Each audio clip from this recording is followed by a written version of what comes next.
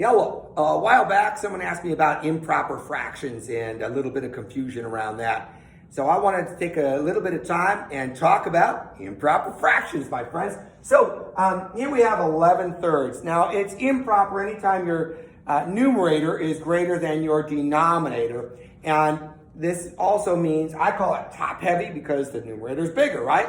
Now what does this actually mean? Well, this means that you have 11 thirds, right?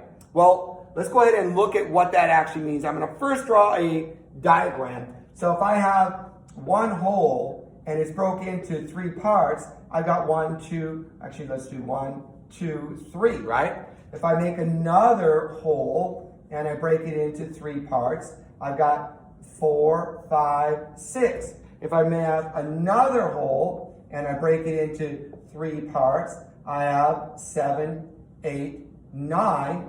And if I have another whole and I break it into three parts, I've got 10 and 11. And bam, there's my 11 thirds, right? So if I look at this, I've got 1, 2, 3 that are whole, right? And then I have 1, 2 out of the 3, 2 thirds, right? Now I always tell my students you can think of fractions in three ways. 11 thirds, 11 out of 3. So here I have 11 parts out of the 3, because each one of these full blocks is broken into three parts. So you get 11 out of those thirds, right? And now the third way I say is that you can think of it as 11 divided by 3.